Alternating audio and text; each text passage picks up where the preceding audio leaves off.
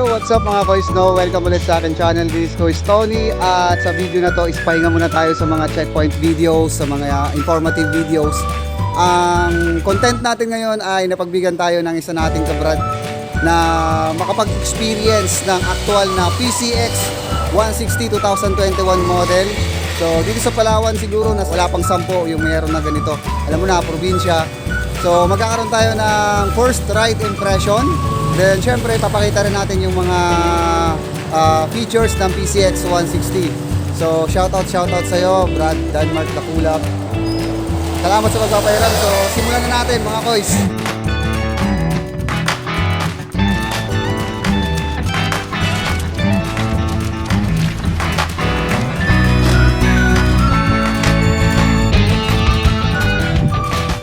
Yo, subukan natin to mga kois no.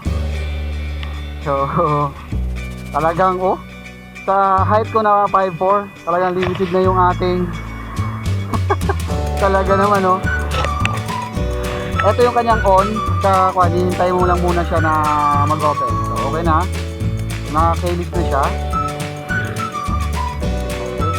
Alright, so start na tayo mga boys no. Napakaganda, smooth na drive yung motor na ito. Nag-swap muna kami ng kabrad ko. Susubukan natin. Napakaganda ng kanyang side mirror. Malaki. So, first ride natin to mga kois no. Papansin natin, smooth na smooth yung takbo natin. Napakaganda.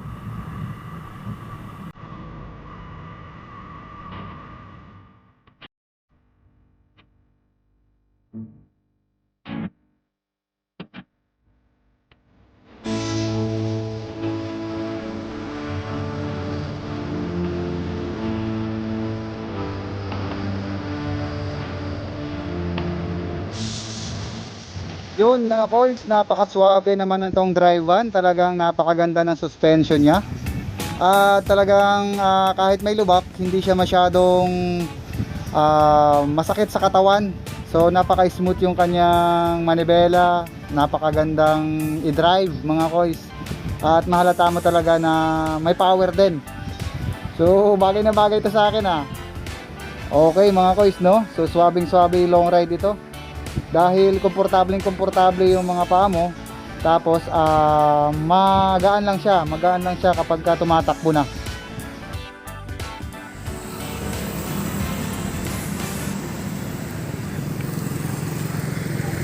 Yun mga kois. So napakaganda na experience natin na to mga kois no. Na-try natin yung PCX 160.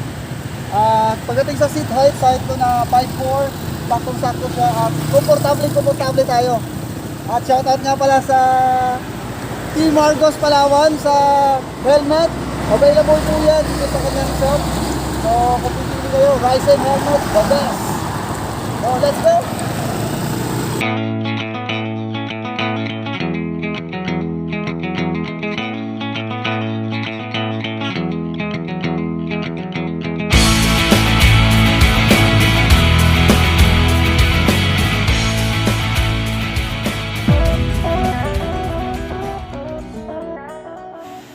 So this is the new Honda PCX 160 ABS version.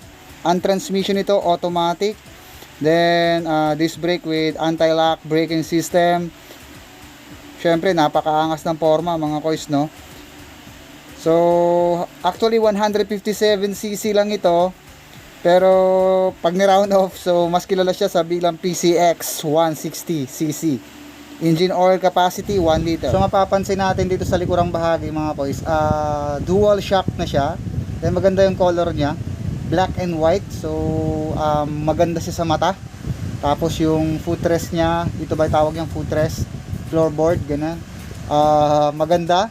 Tapos yung kanya instrumental panel fully digital, makita natin nandiyan na naka-indicate yung ito yung kanyang kilometer, kung ilan tinatakbo mo. Then nakalagay din yan lahat yung kanyang fuel indicator. So yung kung naka hazard, lahat nandyan na. Mapapansin natin keyless na rin siya. So may orasan din para ma-monitor mo kung anong oras na ba. Kompleto siya at napakaangas tingnan overall sa kanyang appearance. Ayan o. So, napakaganda ng upuan, saktong-sakto. Tapos, papansin natin, medyo maangas talaga yung forma niya. So, aggressive nga eh. Kaya, yung aerodynamics na style niya, talagang nakakadagdag ng forma para sa akin. So, yan yung kanyang itsura mga kois, mga sis. Napakaganda, ang ganda ng color, ang ganda ng forma, talagang pag Honda talaga, reliable na reliable. So, yan yung kanyang tayo. Makikita natin. Napakaswabe.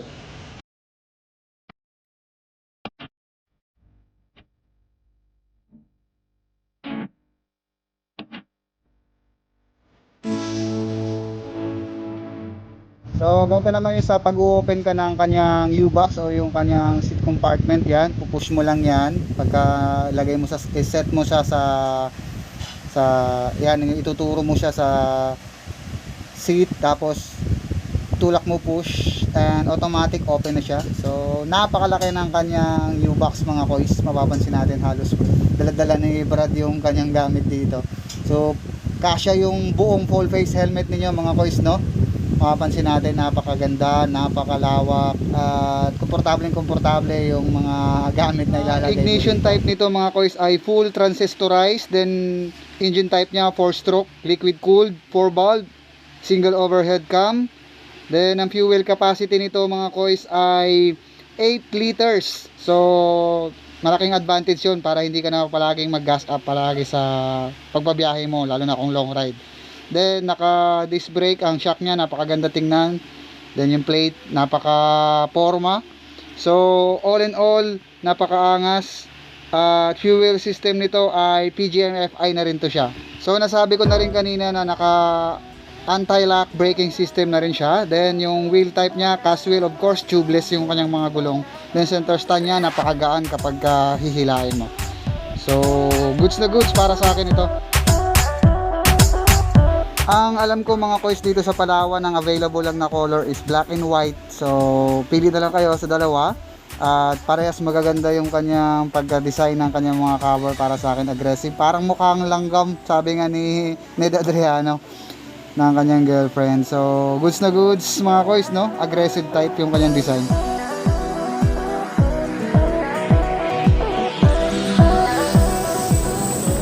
So ito yung kanyang taillight mga kois, no? So fully lined na siya, makikita natin. Tapos wide yung kanyang, medyo horizontal yung kanyang mga signal light sa likod. Then napakaganda at bumagay talaga sa motor na ito, no? With disc brake na rin dito sa likod. Tapos dual shock absorber sa rear. Tapos yung kanyang gulong mga kois, no? Check natin. So 130 by 70 by 13. So yan yung sa likuran niya. Sa unahan naman mga kois ay 110 70 by 14. Napakaangas ng forma.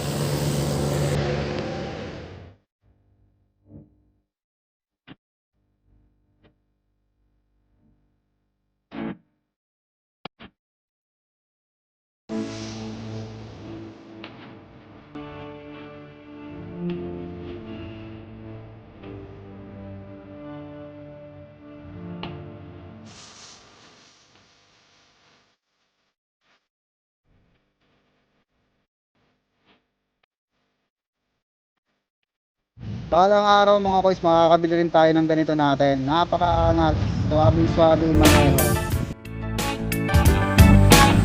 So siguro mga kois, hanggang dito na lang yung vlog natin. At nakita nyo naman, naipakita natin yung actual ride impression natin sa PCX 160 ng Honda. So pagka mga usapang Honda, talagang very present dyan si Kois Tony. So thank you so much sa nagpairam. Shoutout sa iyo, Brad Denmark, Dakulap from Araceli, Palawan. Shoutout sa mga taga Araceli dyan, mga tropa namin, mga Brad namin dyan. Sina Rowel Espino, Eric, Mac, at sa lahat ng mga kababaihan, malulupit dyan. So shoutout at maraming salamat sa panonood. Ito po muli si Kois Tony ang nagpapaalala na ano ba ang marating ninyo sa buhay, stay humble mga koys.